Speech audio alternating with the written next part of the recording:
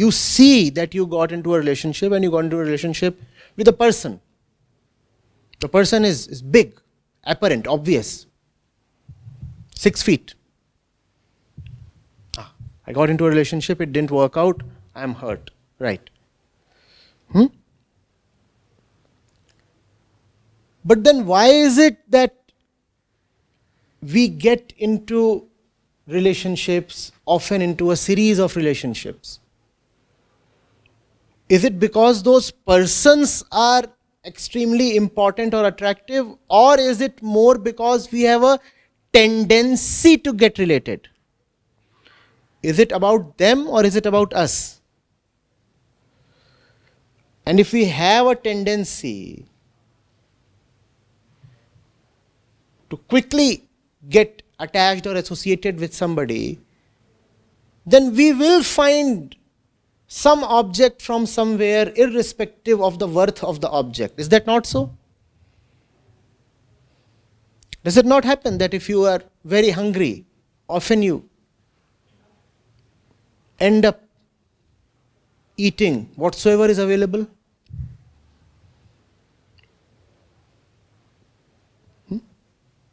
So that tendency is there.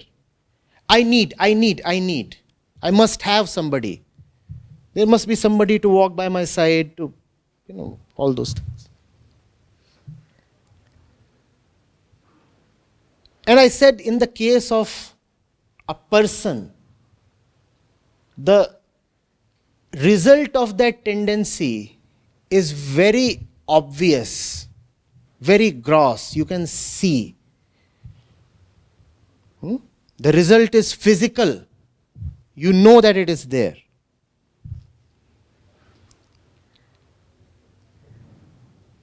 The proof is big, and also the impact is big. Why not take care of the tendency in small matters so that you do not have to face big disappointments? I'll explain. The one who gets attracted and attached to a man is probably also the one who has several other small, teeny-weeny attachments and identifications in her life. But because they are small, they do not get noticed, and because they are small, their consequences also remain comparatively small. So those things keep flying under the radar without being spotted. Because they do not get spotted, we remain vulnerable to larger mistakes.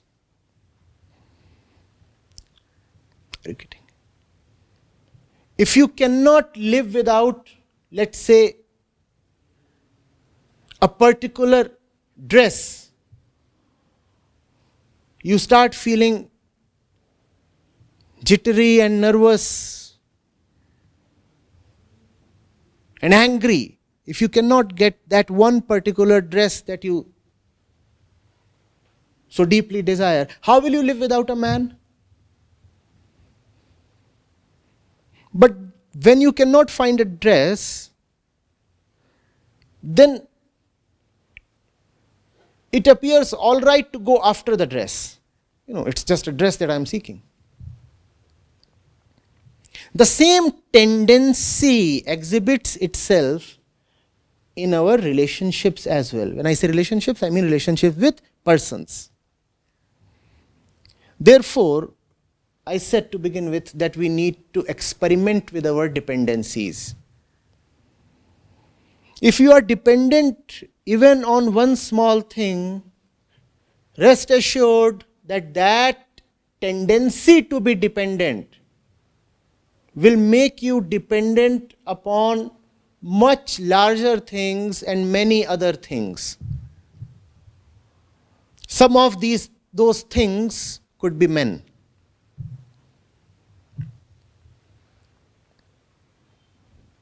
Be cautious. If you are cautious in these small matters, you will not have to suffer in the so-called big matters. Before you crave for something, or in middle of that craving, ask yourself, is the thing really so important? This question is miraculous. The moment you ask this question, you discover that actually nothing is as important as we allow it to be. In other words, everything is only as important as we allow it to be. No importance, no object, no thing, no person has any absolute value of its own. The value that you see in that thing is something that is proceeding from your own sense of incompleteness. The more value you allot to something, the more you are reinforcing your own belief that you need that thing. Are you getting it? Value is not absolute. Not only is value relative, the more valuable something outside of you becomes to you, the more you have declared yourself to be desperately poor. Oh, I cannot live without that, whatsoever that may be. If you cannot live without that, that only means that inside there is a big hollow. I need that thing or that person, that man, that woman so much. That only proves how denied and how unrich we are within. Catch these things when they exhibit themselves in small matters.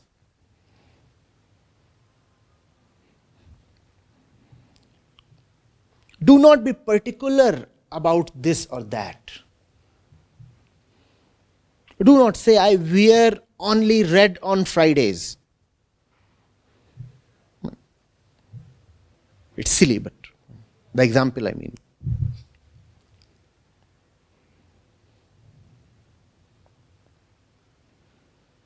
If you say, I do only this on that day, it is not a matter of discipline. It is probably more a matter of dependence. Please see.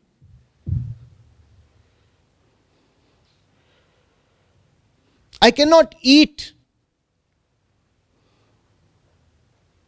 until I get that particular kind of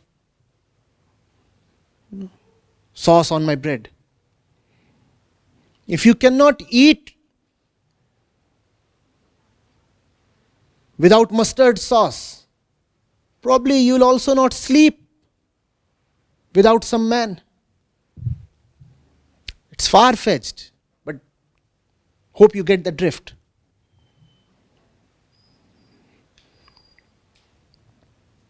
Are you getting it?